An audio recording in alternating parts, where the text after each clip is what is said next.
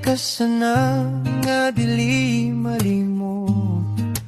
Unsa na katuig layo nang naaptan, ang kangit-ngit ka ni ato imo nang gibiyaan.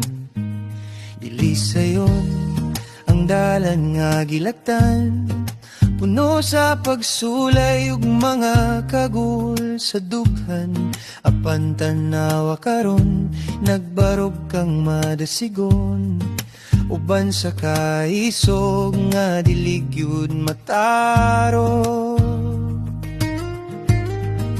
Katingalahan ang dagan sa kinabuhi, puno sa grasya bisan pa sa kapait kaniya to pirti.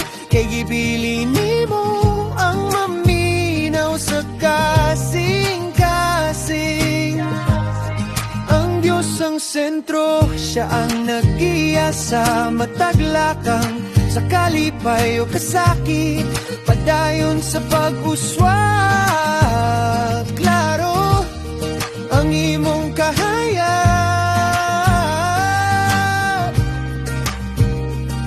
dili na gyud mapatngog.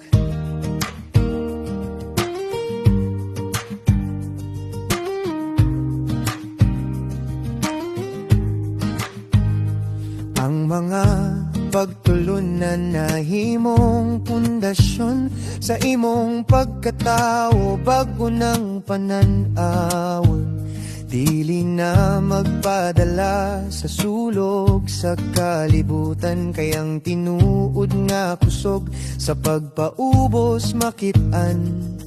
Mapasalamaton sa plano nga mas dako pa nga bisan unseng mahitabo, na ipaglaom nga makita. Saligan ng kasing-kasing, pangitaon ng kaalam, kaysa matag desisyon ang ginuwang taming ugahom.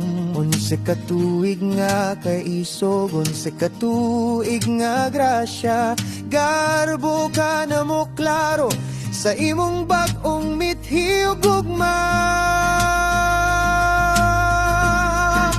Katingalahan ang dagan sa kinabuhi, puno sa grasya bisan pa sa kapait kaniya to pirti. Kay gibili nimo ang maminaw sa kasing-kasing. Ang Diyos ang sentro, siya ang nag-iya sa mataglakang, sa kalipay o kasakit, padayon sa pag-uswag. Klaro ang imong kahayag,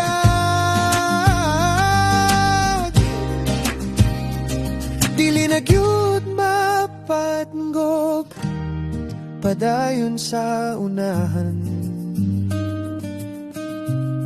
puno sa pagsali, uban sa grasya. Sa Diyos ka nagsali, anse katuig,